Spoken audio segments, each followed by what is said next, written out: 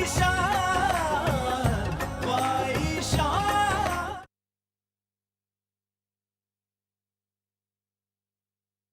क्या बेहूदगी नाज। बेहतर यही होगा कि तुम मेरी जिंदगी में दखल अंदाजी ना करो।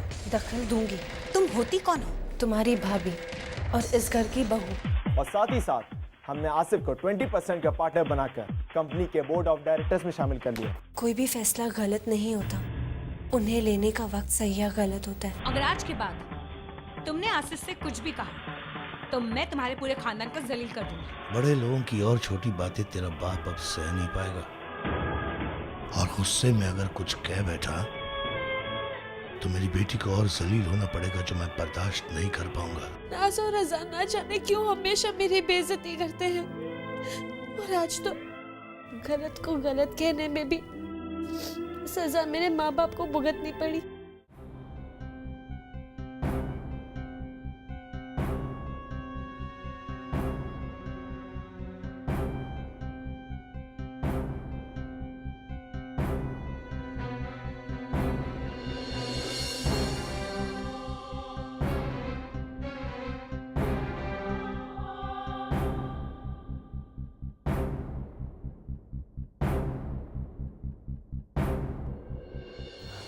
अरे आपने चाय पी ली? हाँ भाई, मैंने सोचा चाय तुमने पीने के लिए बनाई है तो पी ली। क्यों, कोई गलती हो गई? नहीं, वो जी, जब भी आप गुस्से और परेशानी में होते हैं तो मुझे बार बार इसरार करना पड़ता है। हाँ, इसका मतलब है कि मैं आज गुस्से में नहीं हूँ, लेकिन आप सब लोग तो काफी गुस्से में लग रहे हैं। हाँ, हम लोग गुस्से में हैं। कल हुई बेइज्जती अभी भूले नहीं हम। दिल तो कर रहा था उस नाज और नादिरा का गला दबा दे। क्या आप बेइज्जती का वो जहर चाय की प्याली की तरह हलक से नीचे उतार चुके हैं? नहीं बेगम, हलक में ही रोक के रखा है, लेकिन थूकू तो किस पर थूकू? मुझ पर।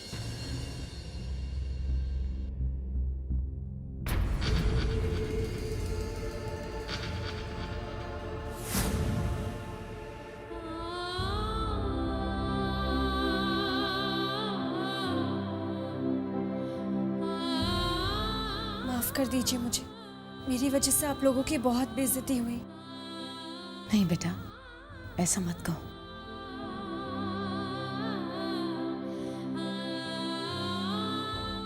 अब्बू, तुम्हें माफी मांगने की कोई जरूरत नहीं है आफरीन। माफी तो औरों से मांगते हैं, अपने तो एक दूसरे को समझते हैं, और मैं आपकी तकलीफ समझ सकती हूँ। तो वो महल छोड़कर अपने गरीब बाप के पास वापस आ जाओ बेटे।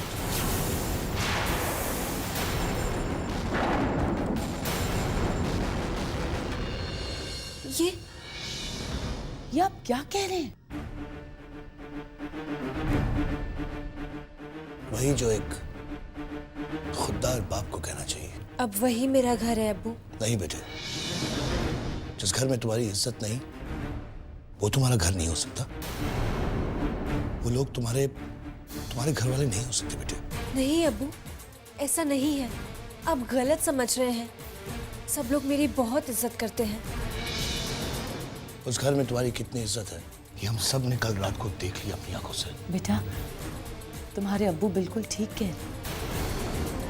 जो बेइज्जती हम चंद मिनट नहीं सह सके, वो दिन रात आप कैसे सहती हैं बच्चों? किसने कहा कि दिन रात मेरी वहाँ बेइज्जती होती है? तो क्या नाज, नादिरा, भूपी और अजान आपकी तारीफ में कसीदे पढ़ते रहते हैं? 2-3 लोगों की बदतमीजियों से सारा घर बुरा तो नहीं हो जाता ना। मानती हूँ नाज, अजान और नादिरा पुपी मेरे अगेंस्ट है, तो क्या हुआ? बाकी सारे लोग तो मेरे साथ हैं, और यकीन मानिए आप लोगों की तालीम और तरबियत के सहारे मैं उन तीनों का दिल भी जीत कर ही रहूंगी। हर बात पर जिद अच्छी नहीं होती आफरीन, कभी कभी नुकसान भी हो जाता है। मैं आपकी बेटी हूँ ना अब्बू, ना कभी दूसरों को नुकसान पहुंचाऊंगी और ना मुझे नुकसान पहुंचाने दूंगी। चलो यूं ही सही, लेकिन जिस दिन मुझे ये एहसास हो गया कि उस घर में तुम्हारी जरूरत नहीं है, उस दिन मैं तुम्हें वापस ले आऊंगा। वादा करो कि उस वक्त मेरे फैसले पर तुम मुझसे ना तो कोई जिरह करोगी और ना ही कोई दलील पेश करोगी।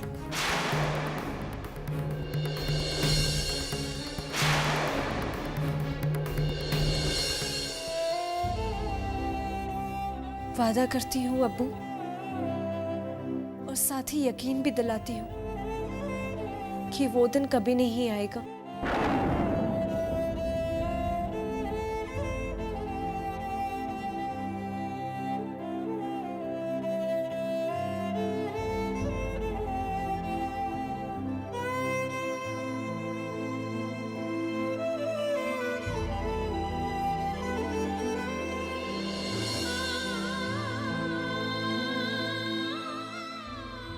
आपको तो मैंने समझा लिया अब्बू, मगर उस बददिमाग नाज को कैसे समझाऊं कि आसिफ अच्छा आदमी नहीं है।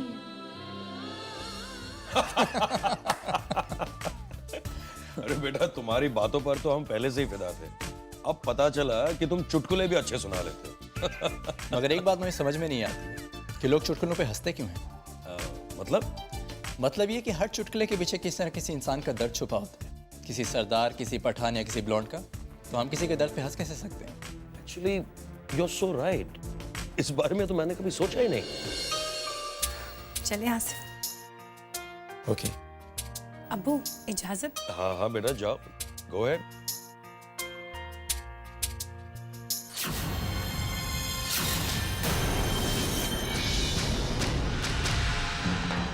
अब्बू, कहाँ जाने की इजाजत दे दी आपने इन्हें? शॉपिंग पर बेटा। आसिफ के साथ? हाँ बेटा, अब वैसे भी कोई फ्री नहीं था और आसिफ ने खुद कहा कि वो मदद कर देगा। लगता है मदद करने का बहुत शौक है आपको। हाँ, तो इसमें बुराई क्या है? ये तो बहुत नेक जज्बा है। अब्बू, आप आसिफ के साथ बिजनेस की बातें कीजिए, मैं नाज को शॉपिंग करवा लाती। इस घर में तुम्हारी ज्यादा जरूरत है। इस घर की जरूरत ही मुझे तुम्हारे साथ जाने पर मजबूर कर रही है। अचानक घर की शॉपिंग करने की याद कैसे आ गई तुम्हें? क्योंकि किचन में भी कुछ नहीं है। ठीक है, तुम हमारे साथ चलो। हाँ आफरीन बेटा, तुम भी साथ जाओ। तुम जाकर तैयार हो, हम गाड़ी के पास तुम्हारा वेट करते हैं।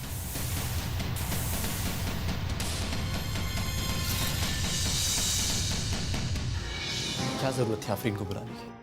इसे जलाकर खाक करने के लिए। क्या मतलब? तुम्हें पता है, हम दोनों को साथ देखकर इसे बहुत दर्द होता है, और इसका दर्द देखकर मुझे मजा आता है।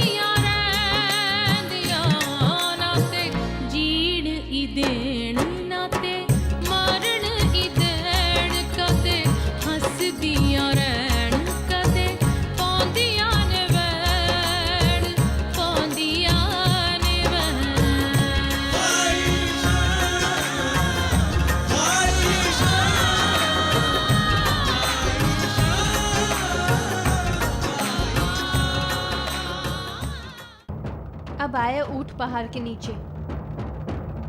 ये आदमी बताएगा तुम्हारी असलियत, मिस्टर आसिफ कुरैशी।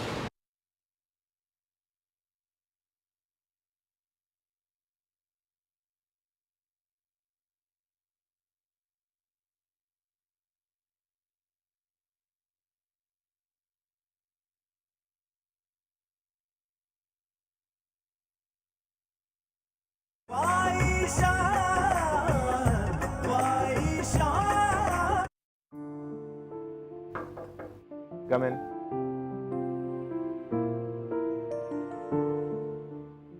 सर ये आपके लिए आया है। कौन लाया? कोरियर वाला। ओके ठीक है, मैं देखता हूँ। Okay sir.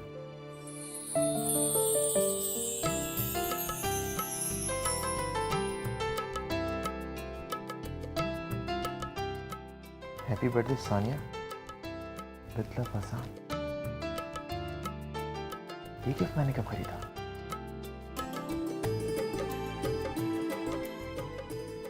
अब समझा।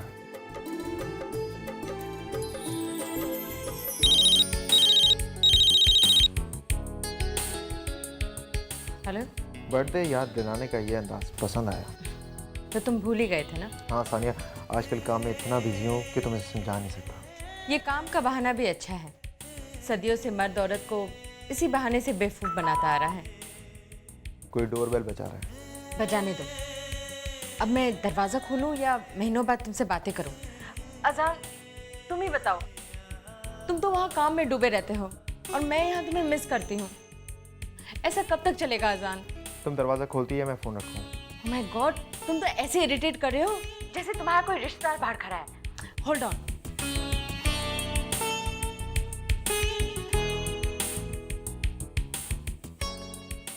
This for you ma'am. Thank you.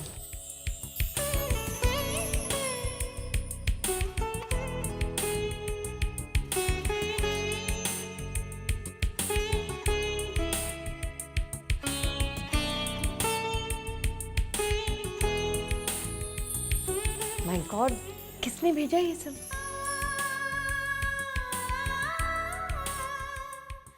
Thank you. अजान, तुम्हें याद था? हाँ सानिया, मुझे याद था। सदियों से औरतें मर्दों पर जो भूलने का इल्ज़ाम लगाती आ रही हैं, लो मैंने आज रिवायत तोड़ दी।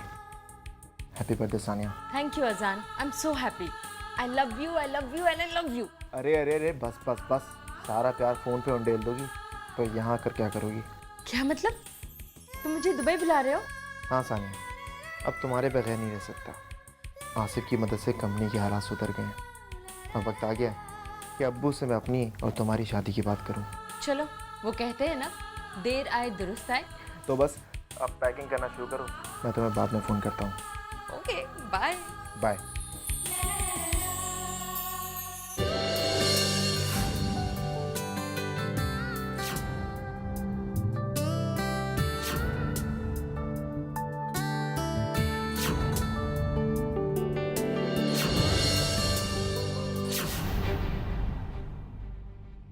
इस नादान लड़की को कैसे दूर करूं इससे?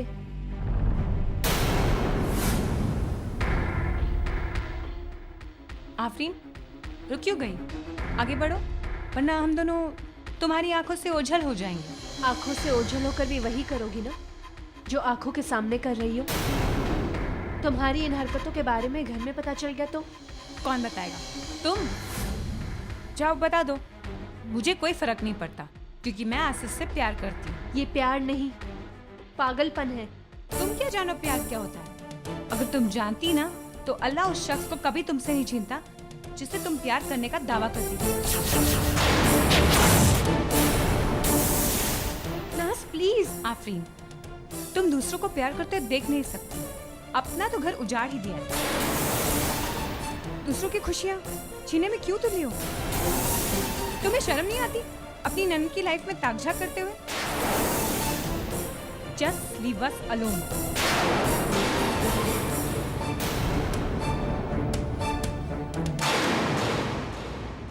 क्या तुम्हें कुछ पसंद ही नहीं आया अभी तक? अभी तो आए हम लोग। वैसे तुम्हें नहीं लगता कि तुम आफरीन के दर्द का कुछ ज्यादा ही मजा ले रही थी? क्यों? तुम्हें बहुत हमदर्दी हो रही है उससे?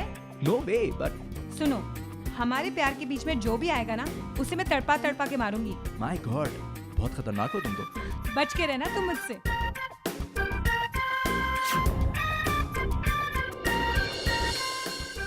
अरे इकबाल, इकबाल, इकबाल तू?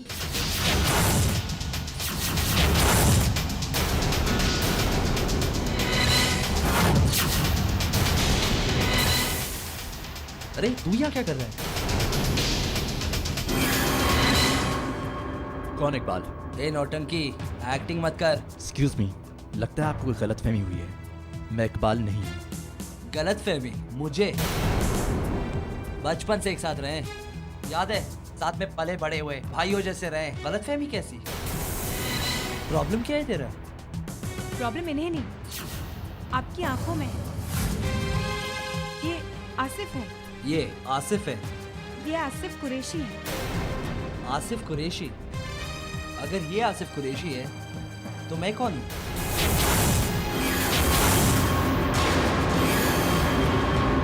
बकवास बंद करो एंड जस्ट गेट लॉस्ट।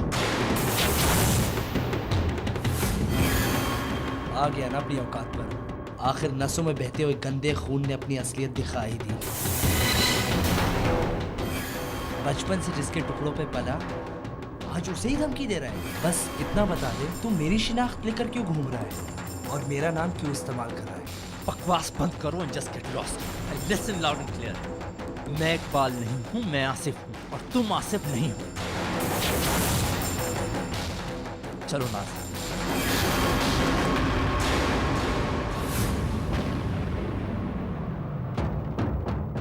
अब आया ऊंट पहाड़ के नीचे। ये आदमी बताएगा तुम्हारी असलियत। मिस्टर आसिफ कुरैशी।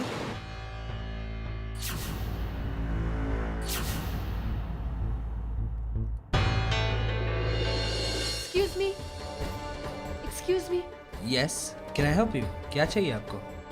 आसिफ की जानकारी, जिससे आप अभी शॉपिंग मॉल में मिले थे। वो एहसान फरामोश इकबाल? मगर उसका नाम आसिफ है, इकबाल नहीं। मैडम, आसिफ कुरैशी आपके सामने खड़ा है और वो इकबाल खान है। उसके वालिदैन के इंतकाल के बाद मेरे घर वालों ने उसे सहारा दिया, उसे पढ़ाया लिखाया, बेटे की तरह रखा। हैरानी की बात तो ये है कि आज वही शख्स उनके बेटे की पहचान लिए दुनिया को धोखा दे रहा है। 10 साल में इकबाल कितना बदल गया। क्या सबूत है कि वो आसिफ नहीं इकबाल है? सबूत चाहिए आपको? Just wait.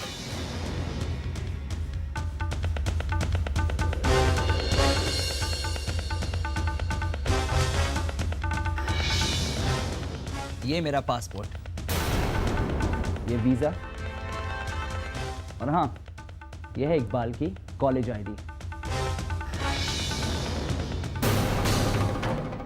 और वो रही मेरी तस्वीर।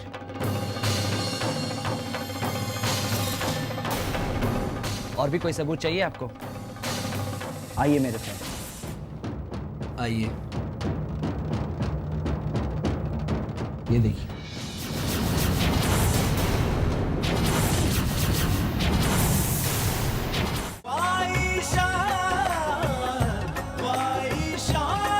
तुम कब और कहां से बस आए और हम सब में घुल मिल गए, पता ही नहीं चला। अभी पता चल जाएगा।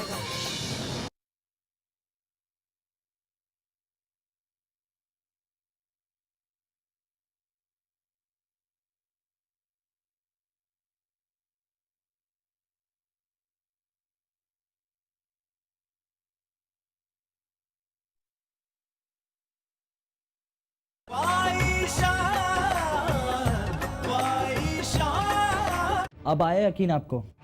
भाइयों जैसा प्यार था हम दोनों में। ये देखिए, कॉलेज के टाइम के हम रिनाउंड बैडमिंटन प्लेयर्स थे। हम लोगों की जोड़ी की लोग मिसाल दिया करते थे।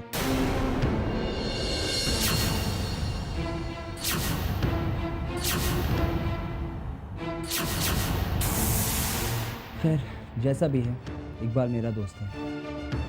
मगर आपको क्यों इतनी दिलचस्पी है उसमें? मुझे दिलचस्पी उसमें नहीं, उसकी असलियत जानने में है। क्या आप उस नकली आसिफ का पर्दाफाश करने में मेरी मदद करेंगे? पर हुआ क्या है?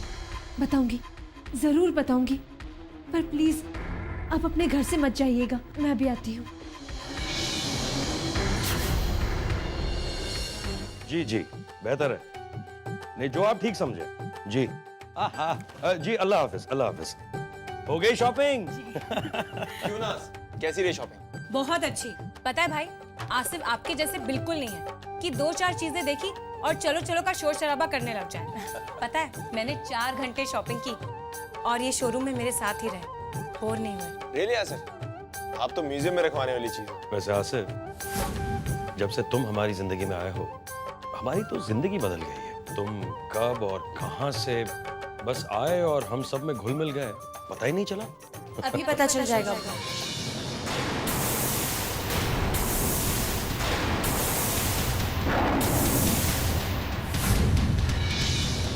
मैं बताती हूँ ये कहाँ से आए हैं, क्यों इकबाल साहब।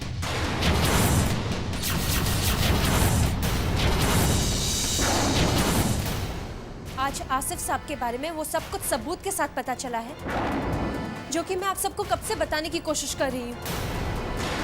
तुम देखकर भी अनजान बन रही हो नाज। जानती हो वो आदमी कौन था जो आज शॉपिंग मॉल में इसे इकबाल कह रहा था? वो है असली सकती आसिफ। और ये इकबाल है।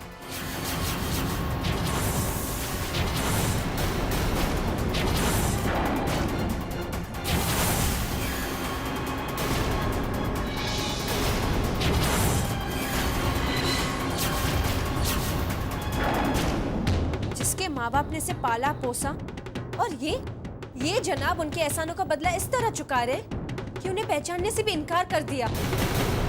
और अगर ये अपने बचपन के दोस्त के साथ ऐसा कर सकते हैं, तो जरा सोचिए कि वो हमारे साथ क्या कर सकते हैं। ये एक एहसान फरामोश, मतलबी और चालाक इंसान है जो हमारी जिंदगी में किसी अहम मकसद से आया है